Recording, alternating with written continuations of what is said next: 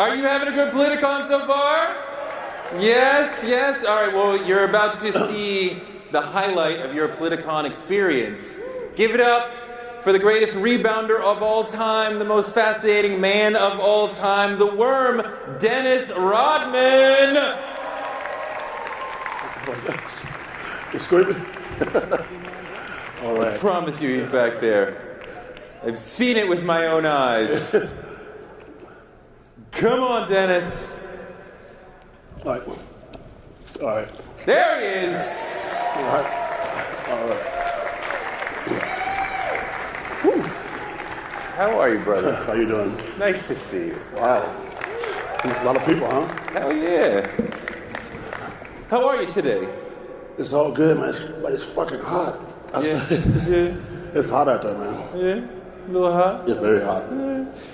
Since this is Politicon, we usually talk about politics. Let's talk about your politics and where you are. You endorsed Trump during the campaign. Well, where are you on Trump now? I've always told people that me and Trump, we're friends.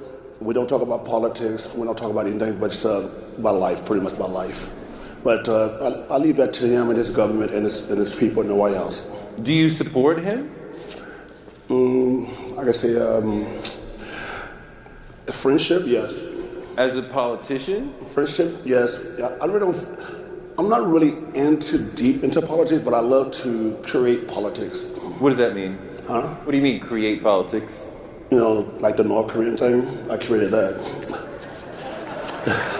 I created that.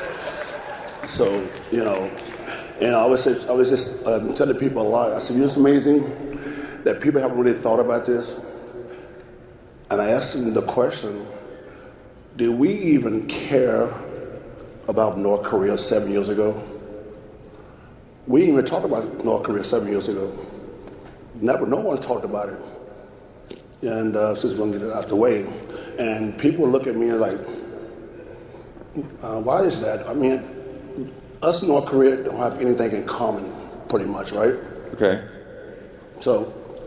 Are you still friends with Kim Jong-un? Yeah. When was the last time you talked to him? Well, I talked to his party a couple of weeks ago. They still want me to come back over there, you know, because the last trip I was over there in North Korea was like a year ago, last May, and the people gave me such heartache for doing that. And I was just trying to, I was telling people for 7 years, I mean, for 7 years I was telling people, he don't want to create war. He just want to talk. That's it. Well, hell, you've been there several times. How many times have you been over there? 8 times. 8 times. You know Kim Jong-un, you've seen the country. We've never been there. What are we missing? What do we not understand about North Korea and Kim Jong-un? It was funny, you know, how this all began. But 8 years ago, I guess the people in North Korea was reaching out for some sports figure to come over there to integrate sports. So they called the Chicago Bulls front office and they asked, would Michael Jordan be interested to come to North Korea? And Michael said, hell no. He said, hell no, you know. Then they came with a second option, said, you think Dennis Rodman would come to North Korea? And this is the funny part. I said, I said yes, you know. Why'd you say yes? Because, this is funny, because I thought it was another paying gig, just taking pictures, hanging out, and stuff like that. I knew nothing about North Korea, nothing. I think I'm going to get signing autographs, taking pictures, holding babies and stuff like that. So you didn't know it was a repressive dictatorship? No, didn't even know that. You just thought it was just, let's go to Burma, let's go to North Korea, hey, whatever. That was it. Okay. I was like, wow. At what point did you realize, whoa, this is a different country? People don't believe that. I know I'm kind of slow in certain things, but that right there, it's cool though because I didn't know anything about it. But the week before I was going over there, people started enlightening me about the country. And only thing I knew about North Korea is about the movies. Okay. 50s and 60s and 70s movies about war and poverty and stuff like that. I started to watch that and get a good feel for it. But people say, wow, dude, I hope you come back. I hope that nothing happens to you. I hope you don't get shot. And I'm like, really? Really? I said, really, people, they do that over there? I said, I didn't know anything about that. You didn't know the danger you were getting into. No. I love that. And then when I landed in North Korea, everybody's looking out the window, see who has guns, who's going to do this and this. So when I walked out, I think everybody was shocked because they had all the dictator leaders, all the leaders of North Korea just lined up with a red carpet. And I'm like, okay, I thought this was supposed to be like a danger place, I should be entering this hellhole, So, okay, great. So I get off the plane, and they all pretty much bow down to me. I mean, literally like that. I mean, they're shaking hands, Okay, I'm going down here, so I go inside the red carpet. I sit in this big room, something like this, but half the size, and everybody's lying against the wall, like you see around the world. I'm in the middle, and one of the dictators said, the leaders over there said, do you know whose seat that you're sitting in? So this started being real funny. I said, no, I got all these interpreters around me. He said, you sit in the seat where our leader sits at. And I'm still being stupid as hell, right? I don't know what the fuck they're talking about. So, like, okay, great. Who was the leader? I don't know, right? I've never seen the guy. So anyway, I'm just sitting there being dumb, I'm hoping that I can get educated real quick. So it's real quick. So it's like, all right, so everybody's having a good time. We're drinking vodka. So it's drinking vodka, drinking. And all of a sudden we go to the hotel, and we go to the hotel, and I'm staying, and I was trying to figure out who was the last president to ever go to North Korea. Do you know? No. I don't either. I'm asking you. Yeah. No, I don't know, but it was one of the presidency that went over there, and I stayed in his suite. And it's this big room, like 3,000 square foot balcony, stuff. So, and they asked me when I went in the room, they said, what do you like to drink? I said, Diet Coke. They looked at me so stupid. I said, Diet Coke. I said, Diet Coke. Diet Coke, Diet Coke. And the guy trying to interpret it to him. He said, Diet Coke? He said, no, we don't have Diet Coke. And it came back and said, oh, Coke Zero. Coke Zero. I said, well, same shit, damn it. I agree. Same thing. So again, go back to the room, go work out. It's like a 3 case of Coke Zero in my room. And every morning when we get up, there's about 30 people sitting there in breakfast. I mean, food everywhere. I mean, food your eyes can see. Where did you meet Kim? When did you meet Kim Jong-un in this? Well, I met him at the hotel. One of the leaders over there said, we got a surprise for you. And, we go in there and sit, 30, 40 people, sitting around the table, food everywhere, drinks, stuff like that. And the head leader, underneath Kim Jong-un, came in and said, we got a surprise for you tomorrow night at the game. And I'm still playing like, I don't know what are you talking about, what's going on. I never seen a picture of him at all. So I was playing a game in North Korea, and it was funny. He wanted me to play. I said, no, I'm not gonna play. So I went, sat on the bench, and it's like 20,000 people dressed in black and white. So I'm sitting down doing this. I got sweatpants, a jacket, t-shirt, hat, glasses, whatever. And everybody's dressed in all these suits, black and white. So all these guys come down, pick me up and said, come with me. We're gonna go up and sit up here. All right, so I go up there, and I'm sitting down, and we're 20 people here, 20 people there, they all dressed in suits, stone face from hell. That stuff's just stone face. And next thing you know, 20,000 people stood up and clapped. And I'm thinking it's for me. And they clapped in unison, right? I think it's for together, so right? I'm like, wow. I'm special, And the next thing you know, I look over to my left, here's come this short guy. And this short guy walks out like, that whole thing he does. And so he walks up like 5'2", 3", And he's walking down this way, and everybody's just standing up. I'm sitting down. You know, I'm sitting down, everybody's standing up. So he walks over here, him and his wife.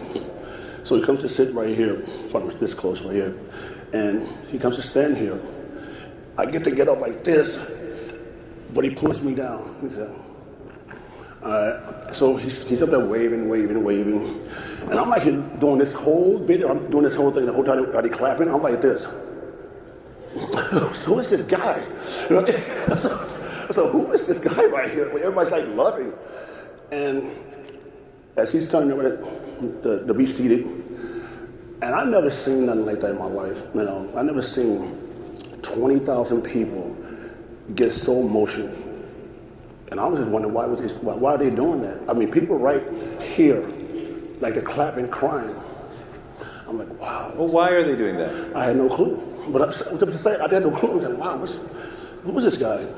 So next thing you know, the interpreter said, you know, you send by. I said, nope. He said, this is our supreme leader. And I'm still clueless. I'm like, who is this guy? And I said, he's the president or something? I said, he's the president? He said, no, he's our leader. He said, every statue you see in our country, it's him. I'm like, oh, okay. Then he started to hit me now, who this guy is.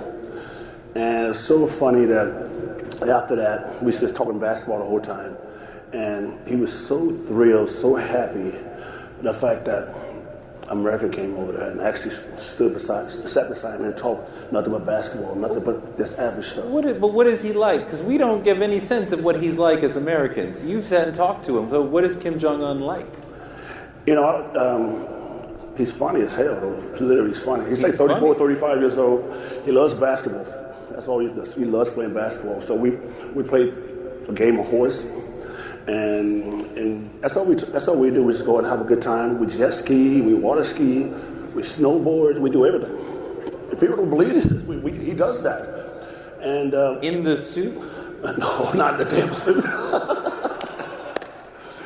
I got one of those. So no, he just shorts, t-shirts, stuff like that. So I'm over there, and it was so funny that the first time I was over there, and we had dinner one night.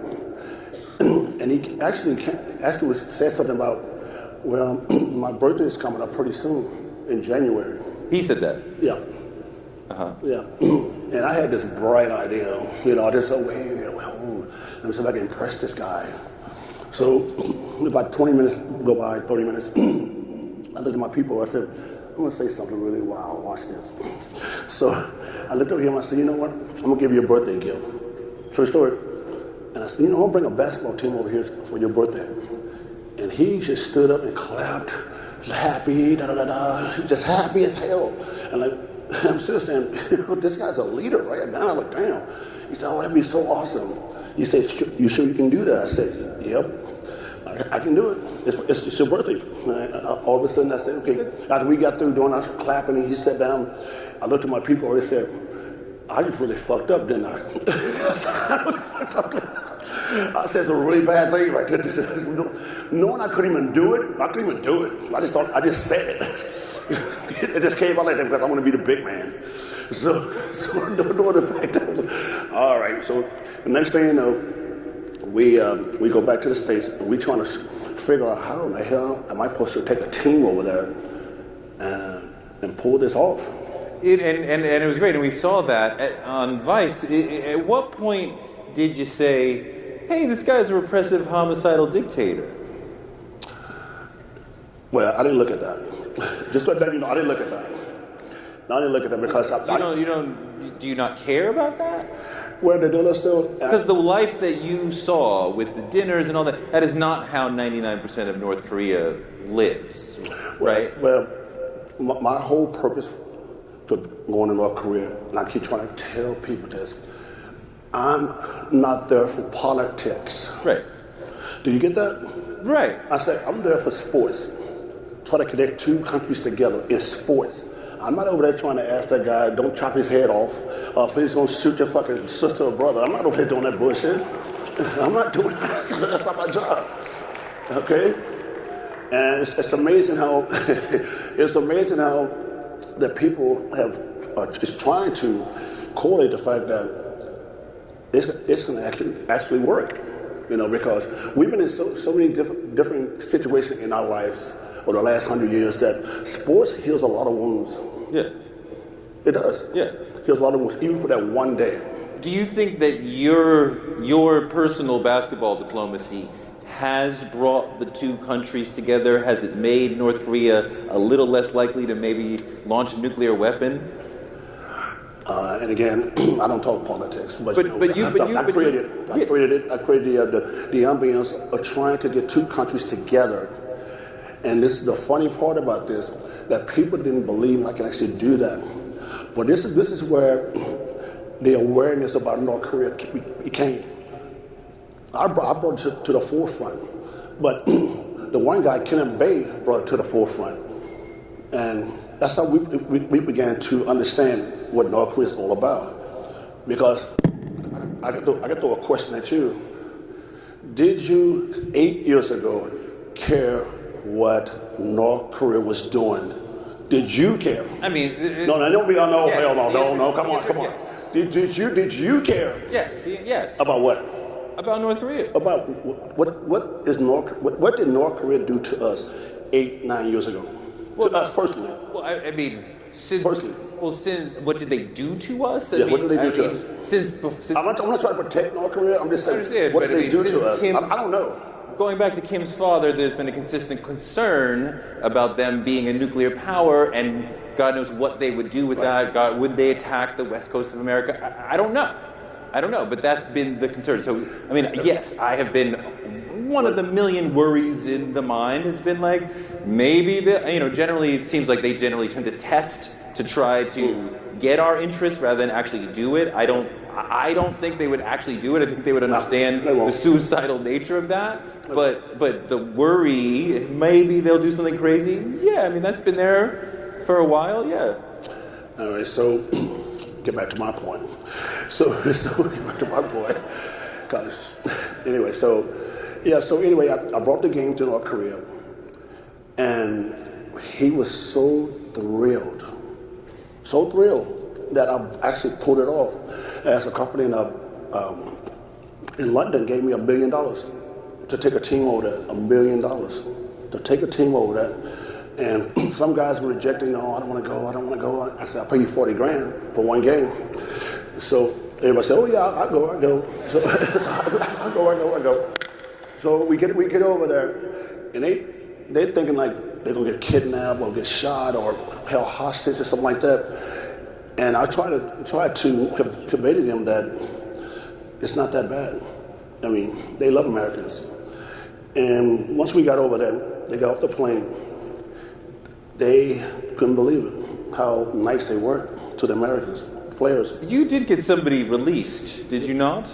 Well, I got a couple released, but the last one they blamed me. They blamed me because he died. And that's tough. I didn't want to do this, right? But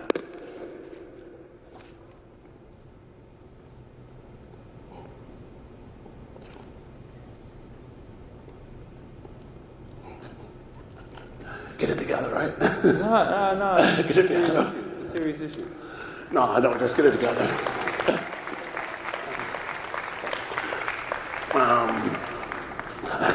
I got that out the way. Yeah. I had a big part to do with Kenneth Bay. And I think the fact that I had a big part of it because I made the world aware of the fact that he was there. And when he was there, I talked to Kim Jong-un, and I'm like, so what's going on with this hostage system, whatever, right? And we're on this boat, and he said, well, I don't know. We're thinking about doing something really good for the country, U.S. So we're on the boat, and I didn't even know this. I was sitting with him smoking cigars, and that was Kenneth Bay coming to the boat to see us. And he was going to release Kenneth Bay right there. I didn't know that. And again, I'm not there for politics. I think the reason why he takes a likeness to me because, as he told me one day, he said, you know what, He said, "You're probably the only American in the history of our country and your country has not lied to me."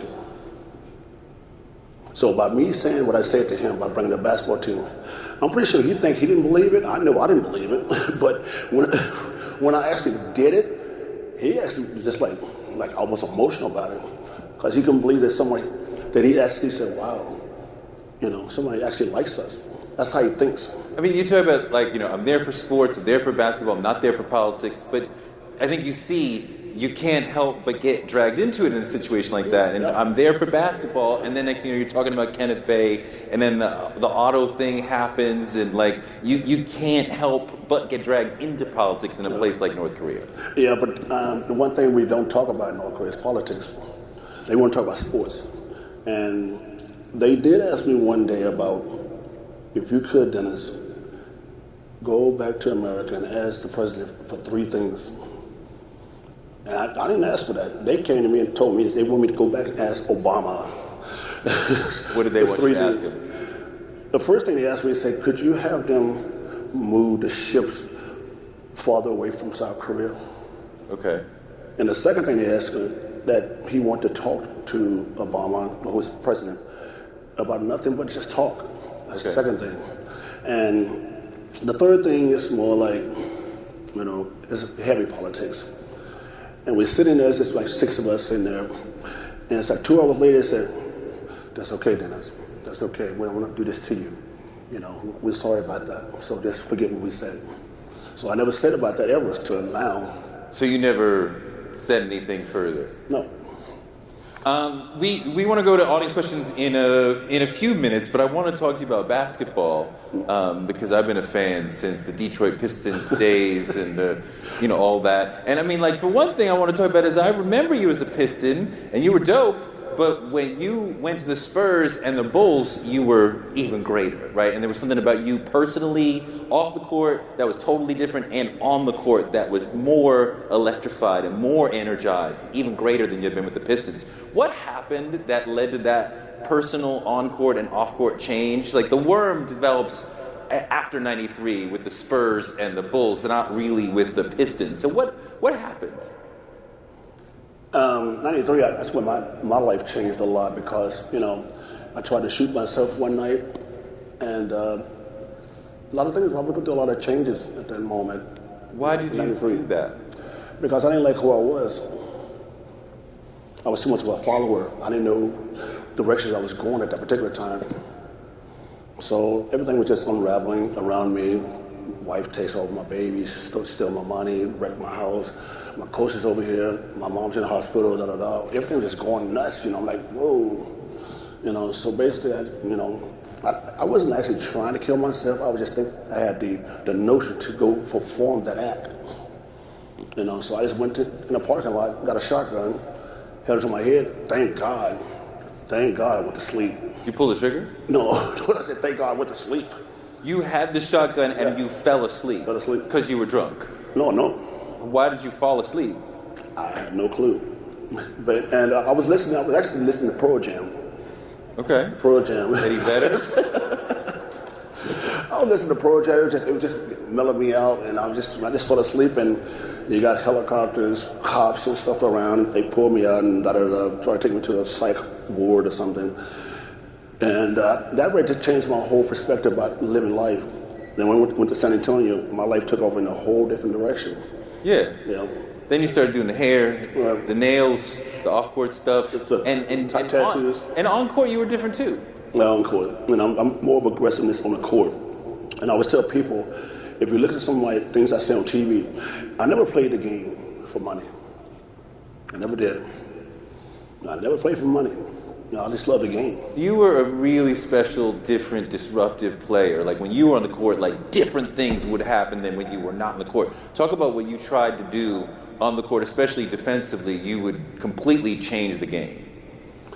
Well, I can't say that I totally put that on my plate. I just think that I just had a good core of guys around me that actually supported me with the things I was doing on and off the court, and they let me do anything I want to do as far as being me. And I might go to Miami, dress up in drag. My good friend Elaine right there. So how you doing? And I might go to wrestle in Detroit. I might go here. I probably go to London and stuff like that. But they let me do stuff like that during the season, and I respected them for that. And it's just, and like I said, I don't know how and why that I became who I became. I'm talking about some of your philosophies on the court. Rebounding, which you were the best rebounder of all time, and defensive, one of the greatest defensive players of all time. Like, what are some of the things that you figured out about rebounding and defense that made you so special? I just understood the game of basketball. I didn't try to go out there and learn the game. I tried to go out there and play the game the way it should be played. And we're enemies on the court, but off the court we're friends. And I look at it like that. So for me, as far as like surviving all those years, I can remember a time when I started getting tattoos. David Stern came to me and said, "Dennis, I need to talk to you." I need to talk to you. I said, "What about, David?" He said, "You cannot get no more tattoos." You can't get any more. You've reached the NBA limit. Limit is 4. You can't have any more. That was in 93, 94. And he said, "Dennis, if you get any more tattoos, we're going to kick you out the league." What? For what? This is true story. For what? This is true story. We're going to kick you out the league. So I kept getting tattoos, and Because how soon after that conversation you get the next tattoo? Like the next day? And, living in San Antonio. Anyone been in San Antonio? Yep. It's the Bible Belt, right? It's the Bible Belt, right? And I was getting tattooed, coloring my hair, coloring my nails, wearing women's lingerie and stuff like that. Yes, we do. I'll be on the plane playing Nintendo and stuff like that. And David Roberts be sitting right here, and I'm sitting there playing, and the whole time on the plane, he's doing this to me, just looking at me just like this. So I say, you know what? I'm gonna stare right back at this guy and look at him and say, "What's the problem, man?" He said, "Man, why are you so crazy? You act like the fucking devil." I'm like, "Said what?" He told me. I'm like, "Really?" Tattoos? I'm like, Devil? Like, what? Okay, guy, whatever, man. So it's like this.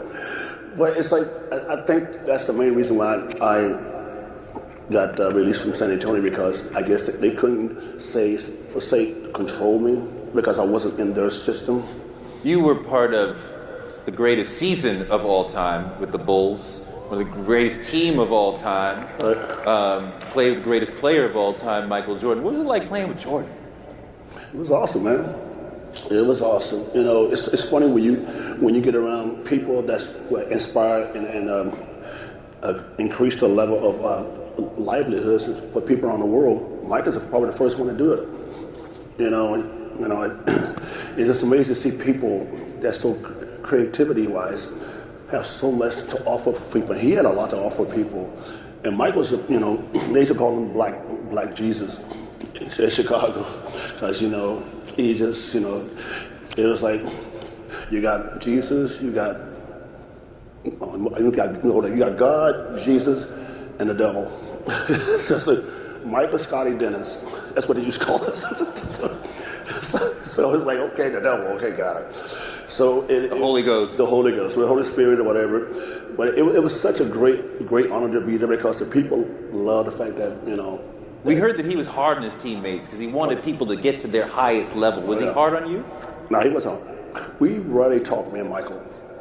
For the first year, I think I had probably 2 conversations with Michael Jordan that first year. 2 conversations. That's it. I didn't talk to my teammates in the beginning. I just want to go out there and play my game, get my bearings, get my foot, playing to the ground, and that's pretty much what it was. You stayed grabbing rebounds over guys who were 6 inches taller than you and more. Like, how did you do that?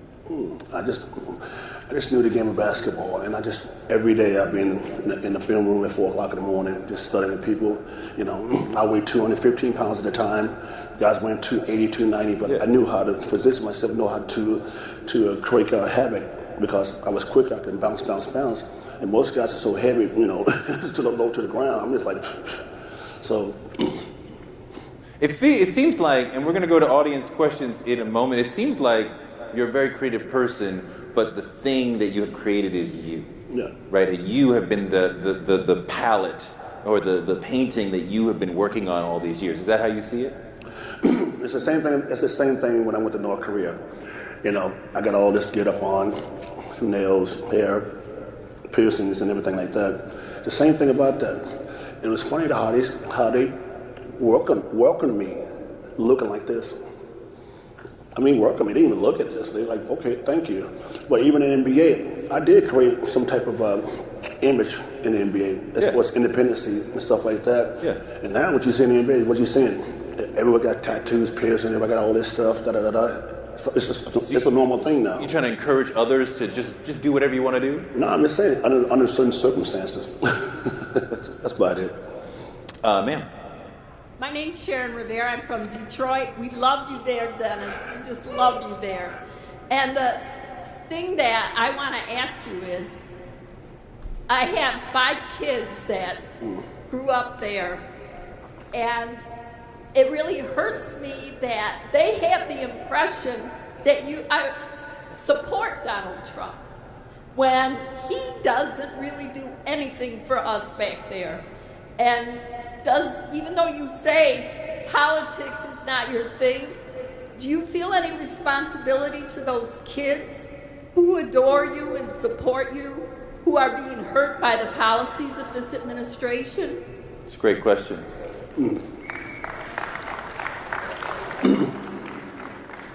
Well, like I said, it's a good question. I support Donald Trump as a friend, and what he does as president, I can't control that. A lot of people want to sit there and say, okay, great, since you're so good friends with him, why won't you go and try to talk some knowledge to him about helping people in certain cities? You can control your feelings about it. She's asking you how you feel about it. Oh, I feel okay. I'll just give you that point. I feel about the situation in Detroit. Well, I mean, she's talking about the policies of Trump do not support people who look like you and people who are your fans. But okay, I got it now. What you said, what I'm getting now, is the fact that let's get one thing straight. You know, like I said, I'm not here to, throwing knives at people back and vice versa. But I'm saying everyone thinks Donald Trump is racist. Everything he think he's racist as hell. I mean, I don't think so. I mean, I don't. Why not? I don't think so. Why not?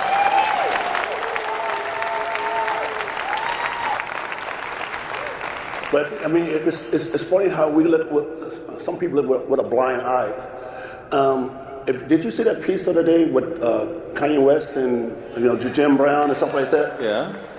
That's amazing. They made some points right there. They made some good points, right? Okay.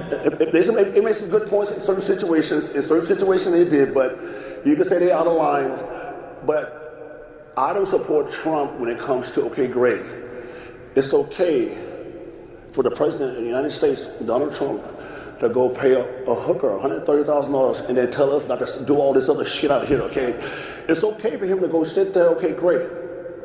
Pay it, okay. It's okay. But it's like, and all of a sudden you got this whole thing that's going around Donald Trump, because Donald Trump have a tendency to say the most crazy shit on the planet. I mean, the most craziest thing on the planet. And we're like, wow, I like that president. He's making us money. The world's economy is coming back. Oh my God. Then all of a sudden you get questions like, oh shit, what about the communities? What about this city? What about this city? Okay, great. He's trying to do everything in the world he can. But but there's another person that's trying to do the same thing in Detroit. Says I'm going to Detroit after I leave here. I'm going to tonight. And the guy that owns the Cleveland Cavaliers, anyone know that guy? The guy right there, he's buying up a lot of property in a lot of neighborhoods in Detroit. Look him up. And you should ask him why he's not doing anything. Why is he not doing anything? He's buying everything up in Detroit. He's buying up everything. And Donald Trump is not buying things. That guy in Cleveland has bought more stuff in Detroit's neighborhoods, property, and stuff like that. But you don't see that. But you want to put it all in the president, okay, great. Like I said,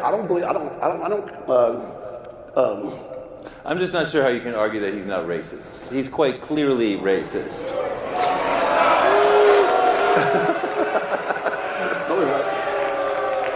No, it's not. I don't even want to make this a whole, like, back and forth thing. Like I said, he's not racist. I mean, he's not. I mean, I don't want to see that in him. I don't want to see it. If I did see it, I'm not going to say it. If you saw it, you wouldn't say it. Okay, go ahead, sir. What up, Dennis? I'm Eric. I'm a Detroit native. Gilbert did bring the city back, man. It's popping. But I have a more serious question. What kind of video games does Kim play? It's funny, right? He watches a lot of movies, and he watches a lot of. He does play games. He played Donkey Kong. He plays Pac-Man.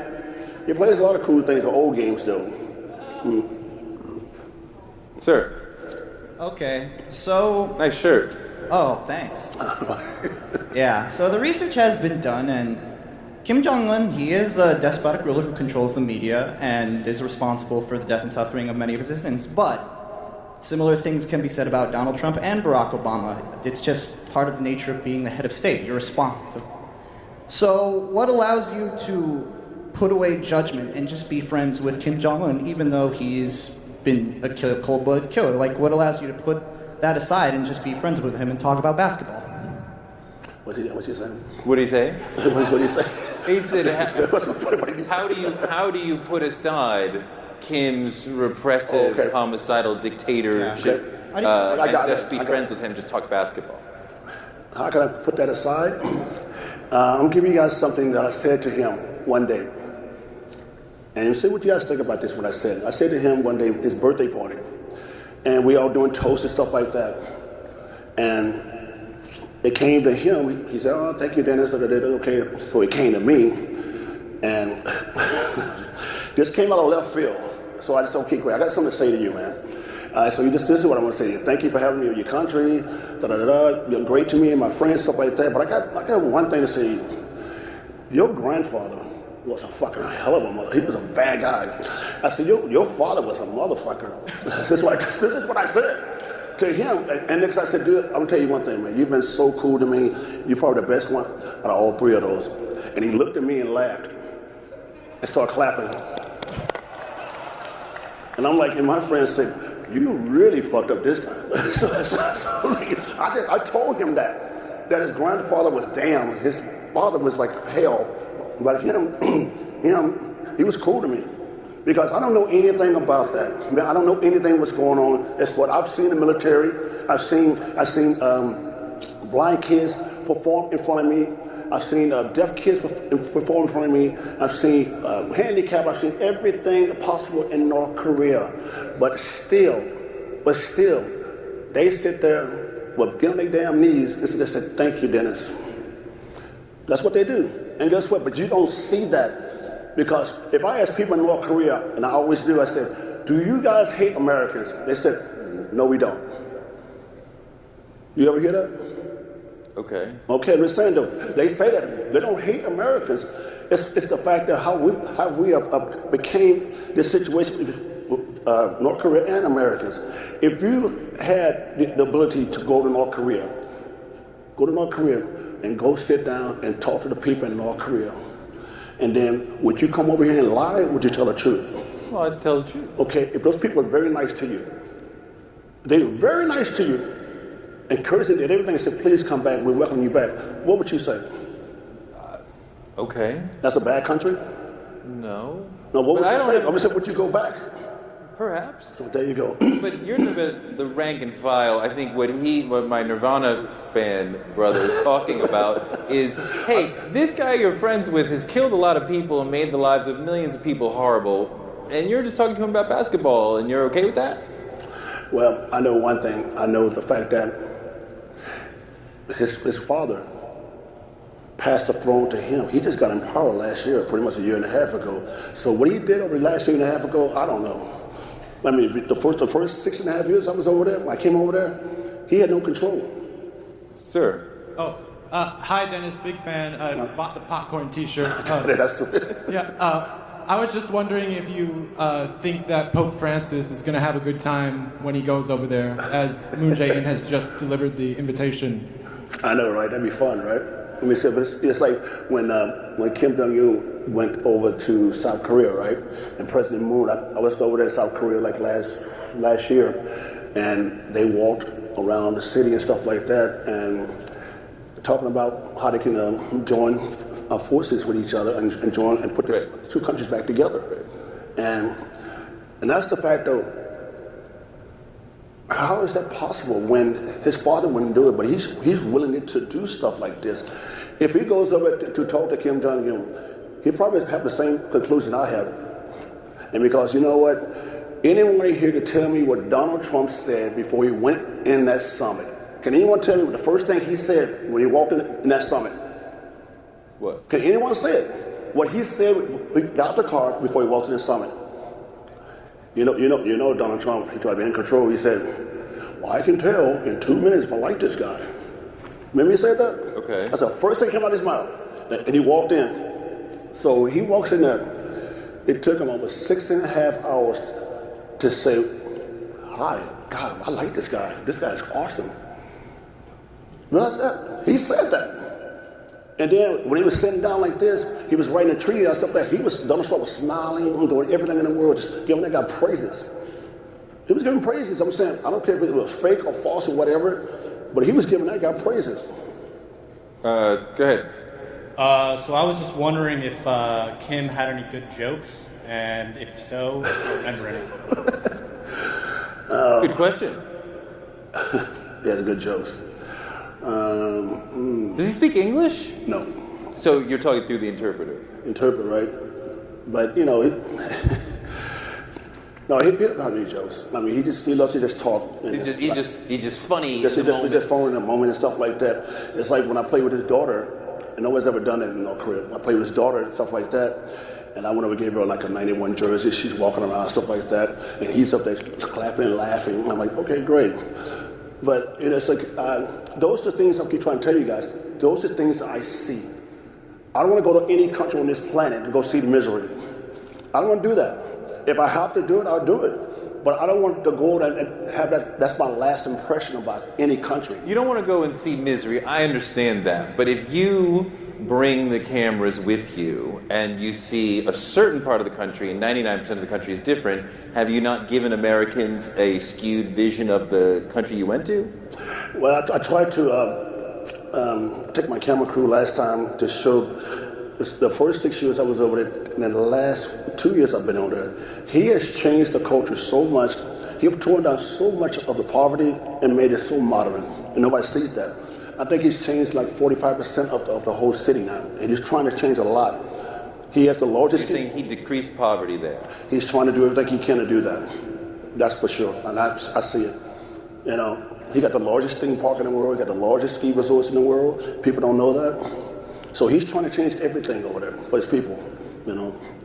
Sir. Hello, thank you for taking my question. I see you, and I think the public sees you as a weird person, and this is coming from my friend. That's not. Don't say the public. That's not the word I apply. My friend. Speak for yourself, sir. My friends see me as a weird person. I feel like a fellow traveler. My question is, in this era that the establishment is liberal for the most part, do you think Trump-esque kind of people are seen as weird? And I like to joke, say I was weird before weird was cool. And do you think cool people are little by little becoming, the Trumpers are becoming the current cool people because it's anti-establishment, it's again going against the flow sort of? Will you answer that? He's saying that he feels. You want to answer that one? He feels weird. No, I'm just saying you want to answer that one? No, you got it. No, you got it. That's between y'all. I have a second part. That was too much? That was way too much. Okay, well. Let's hear what you're saying. Go ahead. Second question. Second question is about your daughter being accepted into the Basketball World Cup, and what do you feel? Are you proud? What was, you know? A lot of people don't know I have kids. They think I just go around just slanking girls left How many you and got? right. How many kids are there? 4. 4 kids. 4. How old? I'm thinking. Wow, that's bad, huh? 30, 29, 17, 16. They both got kids now. And How many grandkids you got? 4. What? 4. Wow. 4 grand. Nice. Yep. And that was a good question about my daughter. It was funny though that. Nice. You have another question back there? Yep. No? Oh, we're wrapping up? Well, thank you so much for your time. Give it up for Dennis Rodman. Thank you, sir. Nice hanging with you. All right. Cool.